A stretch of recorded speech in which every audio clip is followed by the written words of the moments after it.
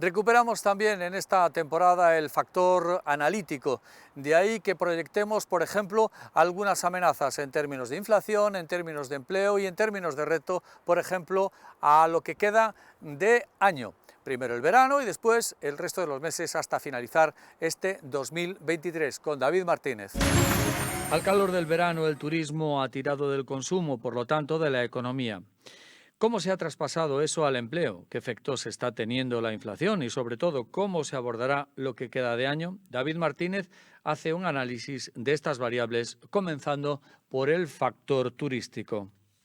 Pues la economía en el verano lo que ha supuesto es ese movimiento monetario, que había en parte de ahorro y también esa necesidad, ¿no?, de las primeras vacaciones que teníamos post-COVID. También se ha generado que el turismo se ha incrementado mucho con cifras incluso prepandemias, pero sí que es cierto que han sido muy reforzadas por el incremento del turismo interno, ¿no? O sea, se ha movido más la gente en España que fuera de España, y después también porque se ha tirado un poco de crédito vacacional que habíamos tenido en épocas más bollantes y que, bueno, ha sido una pequeña herramienta, para lo que comunica la información de los bancos, para generar ese activo que no tenían. No obstante, claro, no supone unos volúmenes considerables y también, entre comillas, existe un riesgo de cuál va a ser la morosidad o el incobro de esos créditos, pero en cualquier caso son cantidades pequeñas, pero sí que es cierto que estos meses de julio y agosto pues ha sido un revulsivo para mover sobre todo el dinero y mover un poco la economía. Bueno, los datos de empleo siguen siendo mucho objeto de debate porque, por un lado, se encuentra que hay sectores que no encuentran trabajadores y, por otro lado, vemos que realmente, o sea, que hay más, digamos, hay más demanda que oferta hay más oferta que demanda, realmente es al revés. Hay más oferta que demanda, pero hacen falta empleo. Pero por otro lado también hay que analizar, y aparte de eso hay que añadir otros componentes que son carácter demográfico, o sea, se está viendo que entramos en un proceso que ya antes de la pandemia ya se estaba augurando, y sobre todo en Orense, en provincias donde la vejez es muy elevada, donde la demografía y la edad de la gente va a haber una jubilación muy excesiva, ¿no? De hecho, se calcula que se puede duplicar la jubilación en las pensiones de aquí al 35 o 50, ¿no? Aunque sean datos previsibles y como todo dato puede errar. Entonces, y luego añadido a todo eso, no cabe duda que el tema de generar empleo y los datos de empleo en un procedimiento cíclico de la economía en el cual nos encontramos, ahora tal y como está la situación económica, sí que se tiene que dar esos buenos datos de empleo, ¿no?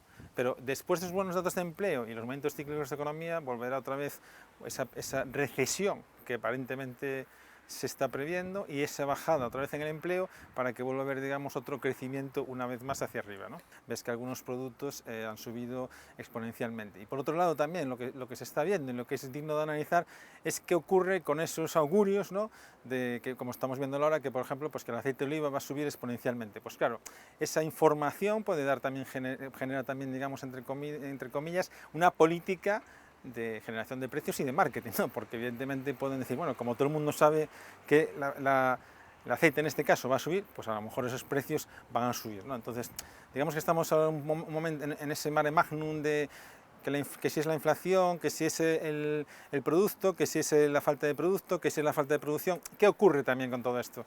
Lo que está ocurriendo es que lo veremos con el paso del tiempo, la política monetaria que estábamos llevando hasta ahora se está viendo que está fracasando, entre otras cosas pues porque lo hacía Estados Unidos con imprimir papel sin un soporte económico, pero claro, muchos dólares están en manos de China y luego también se ha metido en ese barco la Unión Europea con el euro. Entonces hay una cantidad de dinero, digamos, que está por ahí flotando, que está generando esa inflación, y también de las anteriores crisis monetarias lo que pasaba era que se subía el tipo de interés, eso al final subía los precios, se generaba una inflación y todo eso generaba un proceso que volvíamos otra vez a una situación estable. ¿Qué ocurre? Que se está poniendo en duda que eso funcione ahora. Pues este cuatrimestre, que ya preveíamos que iba a haber un segundo semestre del año muy complicado, evidentemente los efectos sociopolíticos van a tener un efecto complementario añadido, que honestamente creemos que no hay manera de ver cuál va a ser el escenario. Estamos prácticamente ya en la entrada, en un mes transitorio como septiembre, que da la entrada al cuarto trimestre. Vemos que Alemania ya está en recesión, Italia y Francia parece que van a pasar en recesión y parece que es obvio que España va a pasar por un periodo de recesión, pero esto no es un tema negativo porque, como comentábamos anteriormente en los ciclos económicos, esta recesión es necesaria. Entonces, hablar a lo mejor ahora de crecimiento del 1, del 2, del 3, bueno, siempre hemos dicho en otras ocasiones que el crecimiento mundial siempre es anual de media de un 3%. ¿Qué ocurre? Que lo que realmente sí que está preocupando a nivel macroeconómico y a nivel global es qué ocurre con esas otras economías que están perdiendo el tren, ¿no? Y entonces ese 3% global, digamos, está retrocediendo que ese 3% se genere. Pero evidentemente hay un problema, yo creo que por dos partes, ¿no? Cambio de la política económico-monetaria y luego un cambio de la globalización, en el sentido de que hay otros nuevos escenarios, como pueden ser ahora los países BRIC, y una recesión de países a que exista esa globalización. Hablamos ahora del sector inmobiliario. Nos quedamos con los precios de las hipotecas, que siguen encareciéndose. ¿Cómo afecta eso al mercado? Vamos a conocerlo. El mercado inmobiliario de la provincia rema a contracorriente del resto del país. La subida de los tipos de interés ha frenado la firma de hipotecas en la economía española, pero Ourense va en dirección opuesta. En el primer semestre se registró el dato más alto de hipotecas sobre vivienda de la última década, 671. Así lo reflejan los últimos datos del Instituto Nacional de Estadística, que también muestran una recuperación en las compraventas de inmuebles habituales. De enero a junio de 2023 se superó el millar de transacciones, algo que no sucedía desde el 2011. En concreto, se contabilizaron 1.009 adquisiciones en el total de los 92 concellos ourensanos. Benito Iglesias, presidente de la patronal gallega del sector inmobiliario, da su punto de vista sobre el mercado, comenzando por las ventas del primer trimestre. Bueno, hay que decir que en este primer semestre del año 2023 la evolución está siendo positiva con las previsiones que teníamos en el 2022. Esperábamos un primer semestre complicado, duro, de caída de compraventas por la subida del Euribor, y sí, hay una ralentización, pero la realidad es que el mercado de la vivienda se está comportando bien.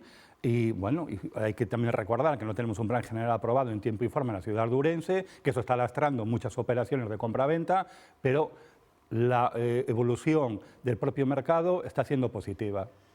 Bueno, las hipotecas, el alza del Euribor, que ya pasa de un 4%, está en el 4,25, lógicamente está siendo un lastre, ¿no? Porque no solamente es más cara la hipoteca, sino que se han endurecido las condiciones financieras para conceder los préstamos hipotecarios, ¿no? Pero en Ourense tenemos un anacronismo, es decir, por un lado somos la provincia con mayor tasa de ahorro, pero por otro lado vemos concretamente de qué han crecido las hipotecas. ¿Y esto por qué es? ¿Por qué sucede? ¿Por qué se produce? Bueno, porque muchas personas emigrantes, sobre todo sudamericanos, la colonia venezolana ha crecido mucho en los últimos tiempos en nuestra ciudad, en Ourense, son los que están tirando de esas compraventas de vivienda. Esa persona que se ha instalado en Ourense, que sobre todo en el sector de la hostelería o restauración, que han cogido su cafetería, su bar, su restaurante, que le está yendo bien, que los alquileres cada vez son más escasos y son más caros, y que dice, mira, me está yendo bien mi actividad económica, voy a dar el siguiente paso y adquiero una vivienda en propiedad para tener ya una estabilidad y una seguridad. Ahí es porque está creciendo el número de hipotecas en Ourense. Ourense siempre ha sido una provincia en la que los préstamos hipotecarios nunca han sido muy elevados, ni porcentualmente ni numéricamente, se ha tirado siempre de la tasa de ahorro, pero aún así hay que recordar que nos estamos moviendo en mínimos dentro de las 4 provincias gallegas, ¿no? ¿Qué revela? Bueno, pues que el dinero le cuesta mucho moverse en esta provincia, es decir, no somos... invertimos más fuera que dentro, ¿no? Y eso nos debe conducir a una seria reflexión. Apostamos más por otros lugares, otras ubicaciones que nuestra propia provincia, nuestra propia ciudad. Entramos ahora en la sección Otras noticias de la semana. Desde que en febreiro de 2020 abrira as súas portas, a Oficina Integral de Asesoramento e Seguimento ao Retorno ten atendido a máis de 1.400 familias en Ourense. A experiencia destes anos puxo de manifesto a necesidade de mellorar o apoio no ámbito laboral e tamén no ámbito tributario fiscal básico das persoas que deciden retornar. A persona que chega a esta oficina nos tratamos de darlle un apoio integral en cualquier necesidade que poida ter na volta aquí a Galicia, tanto unha persona nova, un neno, unha persoa adulta, efectos laborales, educativos.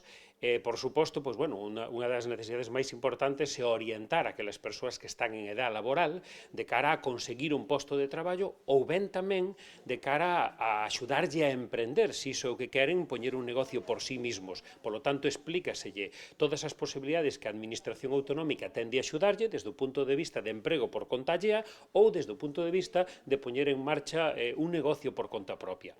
E ao mesmo tempo, aquelas persoas que, vindo do exterior, poidan ter unhas rentas, sigan percibindo unhas rentas de exterior, que pode ser porque teñen propiedades alá e generan unhas rentas, que pode ser porque terminaron a súa vida laboral e, polo tanto, son pensionados e volven aquí a España e a Galicia e siguen percibindo a súa pensión. Aquí temos moitos casos de persoas que volven de Alemania, que volven de Suiza, do Reino Unido, sobre todo de Europa, non?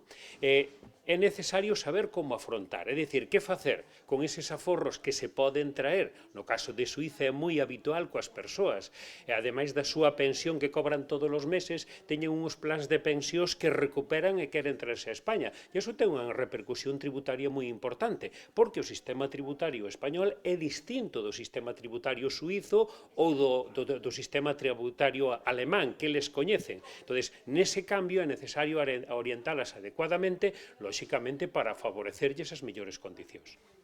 A Oficina do Retorno é un lugar de acompañamento onde os usuarios reciben apoio en todos os trámites que poidan necesitar no momento da súa volta. En este caso, como hai outra administración que non atende adecuadamente, que vemos que as persoas teñen dificultades, que a veces lle xeneran cabradeiros de cabeza porque sempre o tratar con temas de índole económico, fiscal, etc., a maioría dos ciudadanos non temos apenas coñecemento deste tema. E cando falamos persoas que xa están nunha edade de xubilación, probablemente todo isto faiselle moito máis costa arriba. Entón, nós non pretendemos suplir as responsabilidades e as competencias e as atribucións que ten a Axencia Tributaria do Estado, que as sigue tendo, pero queremos axudar da mellor maneira, e, polo tanto, axudar da mellor maneira é informando e asesorando de maneira básica. Evidentemente, nós tampouco podemos sustituir o traballo dos profesionales que pode haber no ámbito tributario de carácter privado, tampouco pretendemos eso. Unha orientación básica para que a persona a partir de aí sepa como actuar, e se ten que buscar a alguén máis experto por as súas circunstancias, pois que tamén que sepa a quen ten que buscar. Amigos, ha sido todo por hoy. En este programa hemos contado con su presencia, que esperemos se reedite a la vuelta de 7 días. Hasta entonces, disfruten de la programación de Telemiño y nos vemos de nuevo en una nueva edición de Las Cuentas Claras.